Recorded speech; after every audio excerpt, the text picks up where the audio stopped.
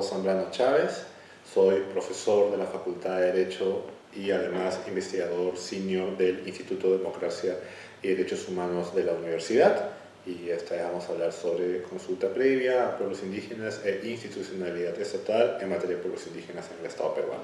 Una de las cosas que no debemos olvidar es que en los últimos 5 años se ha avanzado mucho en materia de consulta previa, ¿no? Se tienen ya procesos realizados, más de 20, aproximadamente unos 30 procesos que han concluido etapas de diálogo y que están estableciendo las etapas de decisión. Se ha avanzado mucho en materia de consultas en hidrocarburos, en consultas de áreas naturales protegidas, del reglamento de la ley de lenguas, consultas en minería inclusive, lo cual significa que cada vez más estamos en un escenario donde no se puede ir para atrás en materia de establecimiento de procesos de consulta previa.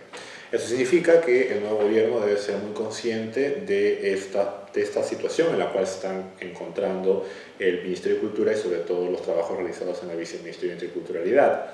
En ese sentido, lo que queda es fortalecer, empezar a pensar en términos de cuáles son aquellos procesos que van a seguir haciéndose y cuáles son los nuevos procesos en los que hay que empezar a trabajar en materia de consulta previa para poder aumentar justamente el número de procesos que en este momento se viene llevando a cabo, mantener en una línea de solidificación la confianza hacia los pueblos indígenas y sobre todo y finalmente mejorar aquellas situaciones en las que la demanda de los pueblos indígenas va más allá de lo que se consulta. Me explico. Muchas veces en los procesos de consulta previa, las organizaciones indígenas y las comunidades, sobre todo de la zona amazónica, han presentado una serie de demandas que escapan a aquello que se consulta. Entonces, el reto está en cómo recoger estas demandas y poderles darle viabilidad para que no caigan en saco roto, ¿no? Si tú llevas a cabo un proceso de consulta previa en materia de hidrocarburos,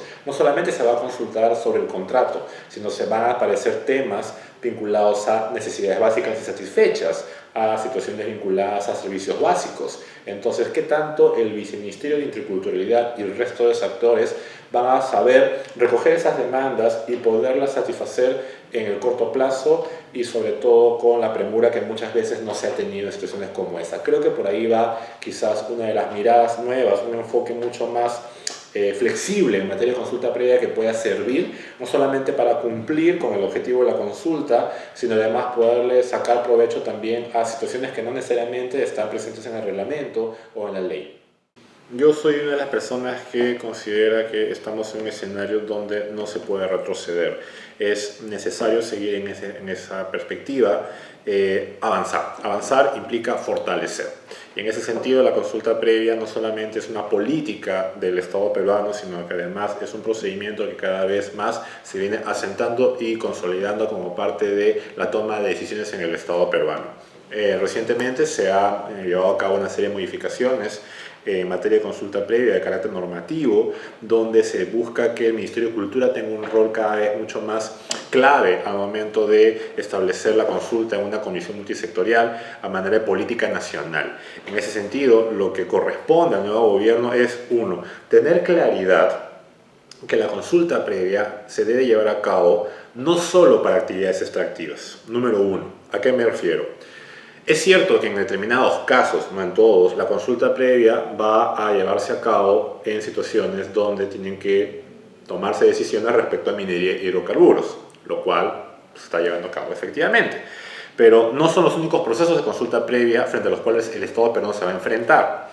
Es decir, hay muchas temáticas en materia de pueblos indígenas que no tienen que ver con industrias extractivas que también van a pasar por procesos de consulta previa. Entonces, un primer reto para el nuevo gabinete es entender que la consulta previa no se limita solo y únicamente al tema minero extractivo o de hidrocarburos.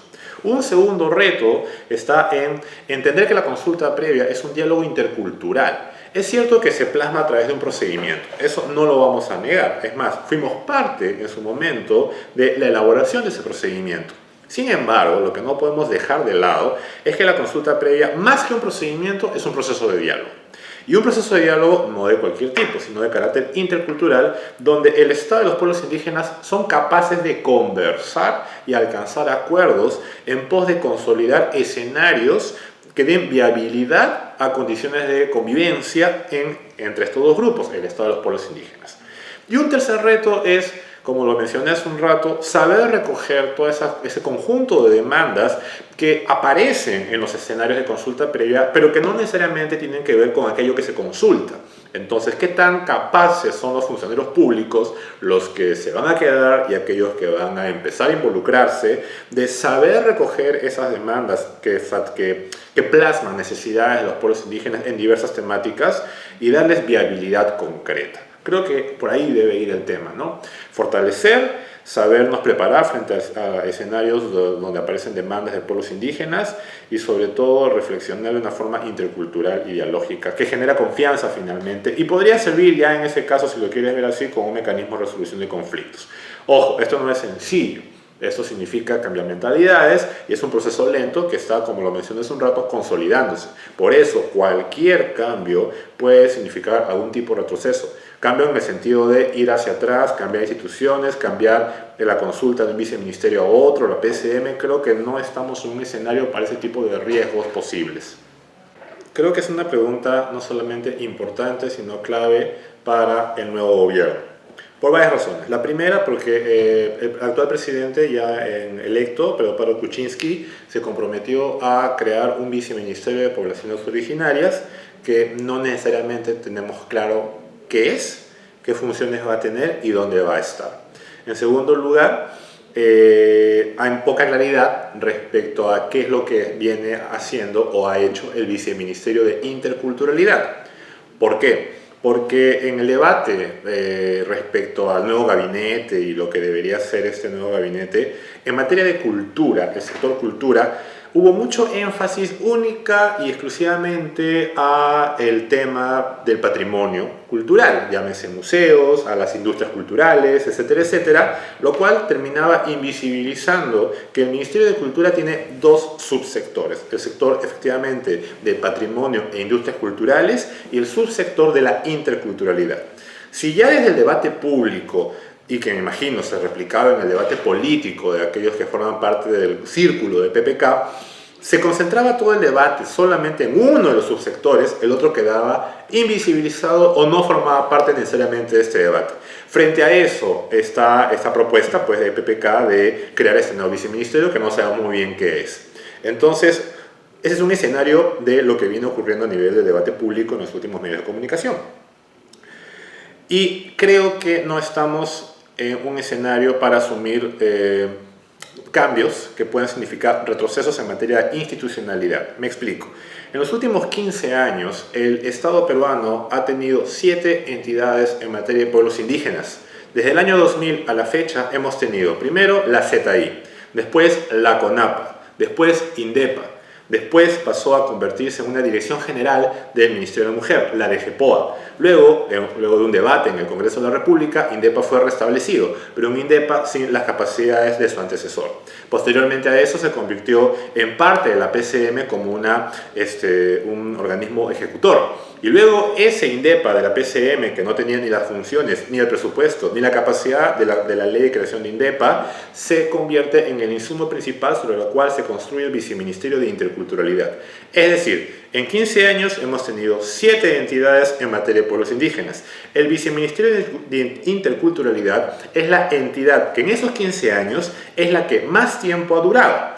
Y como ha durado más tiempo, es la que, por obvias razones, ha hecho más cosas. No es que el viceministerio haya hecho cosas excepcionales, ha hecho cosas significativas, pero obviamente en mayor cantidad y de mayor valor que sus antecesoras, porque obviamente sus antecesoras no tenían ni la capacidad, ni el tiempo, ni el presupuesto, ni las posibilidades de poder llevar a cabo actividades que efectivamente den viabilidad al tema de los pueblos indígenas en el Estado peruano. Repito, en 15 años el Viceministerio de Interculturalidad es la entidad que más tiempo ha durado y que más cosas ha hecho. Entonces, nace la pregunta, ¿estamos en la capacidad de cambiar el Viceministerio de Interculturalidad, ya sea convertirlo en otra propuesta dentro de otro ministerio, desmembrarlo, darle funciones que quizás no sean las necesarias que en este momento tiene? Yo creo que no. Yo creo que no estamos en esa posibilidad. no estamos en el mismo escenario que hace años anteriores. Ese es un hecho, ¿no? No es el escenario previo a Bagua, no es el escenario posterior a Bagua, es un escenario donde tenemos una entidad estatal en materia de pueblos indígenas con funciones claras, con presupuesto asignado, con un personal ya establecido. Es decir, tenemos una entidad que poco a poco se ha venido fortaleciendo y consolidando como el ente rector en materia de pueblos indígenas y políticas de interculturalidad en el Estado peruano. Entonces, es un primer reto para el siguiente gobierno, entender que tienen delante una entidad, una autoridad en el tema.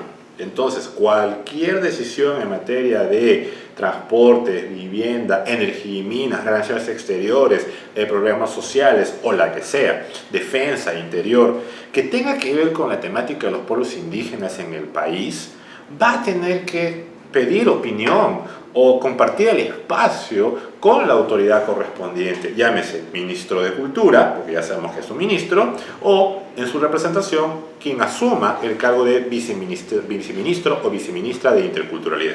Es el primer reto, entender que esa autoridad no puede ser dejada de lado. En ese escenario, lo que hay que tomar en consideración es que ya hay una serie de temas avanzados. Te menciono un par. La primera de ellas tiene que ver con la gestión de las reservas indígenas para pueblos en situación de aislamiento y contacto inicial. Este día domingo, por decreto supremo, se han creado 3 reservas indígenas: la reserva Isconagua, la reserva Mashcopiro y la reserva Burunagua en Ucayali.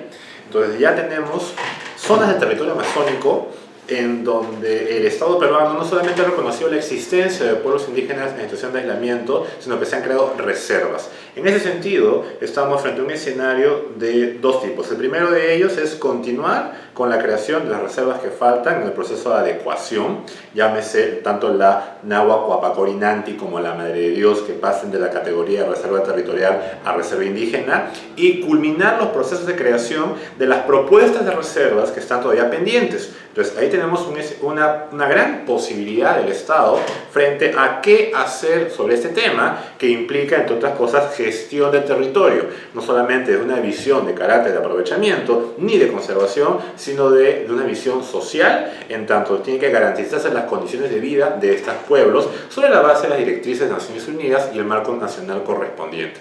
Y un segundo tema a tomar en consideración tiene que ver con todo aquello que se discute dentro del Grupo de Trabajo de Pueblos Indígenas, el GTPI, dado que es un espacio donde las organizaciones indígenas nacionales y sobre todo varias locales han tenido la oportunidad de participar en diversas ocasiones conversando con diversas entidades, por ejemplo, con el SENACE, con el Jurado Nacional de Elecciones, con la RENIEC, con otros ministerios, para poder ir identificando ciertos temas claves sobre los cuales el viceministerio puede alcanzar una forma de trabajo coordinado y consensuado con participación de los pueblos indígenas. Es cierto que no es vinculante, es cierto que no necesariamente los pueblos indígenas tienen la capacidad de decidir frente a determinados temas, pero es cierto que es un espacio que se ha venido solidificando en los últimos meses, creo que ya años diría, no, meses voy a decir, y que es importante destacar y rescatar a su continuidad hacia el futuro. Un tema que se ha discutido, dos temas que se han discutido en ese escenario del GTPI son, en primer lugar,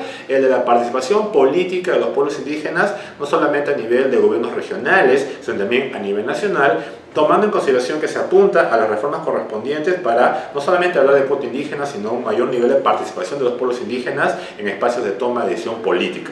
Y un segundo tema tiene que ver con el censo del 2017, donde se va a incorporar la variable de pueblos indígenas como una de las preguntas que tiene que hacerse a la población nacional para poder tener cifras estadísticas claras respecto a cuánta es la población indígena en este país, sobre la cual luego el gobierno pueda tomar decisiones. Entonces es un escenario de bastante trabajo, número 1, bastantes avances, número 2, alrededor de una entidad que implica una institucionalidad que poco a poco se ha venido consolidando como la autoridad en el tema y que se dedica no solamente a hacer consultas previas, sino a transversalizar el tema de los pueblos indígenas desde un enfoque intercultural y políticas diferenciadas que efectivamente garantice pues que la diversidad cultural en este país pueda tener las condiciones de vida no solamente a partir de políticas populistas, sino a partir de políticas que reconozcan esta diversidad como un eje central para el desarrollo de nuestro país apuntando al 2021, ¿no?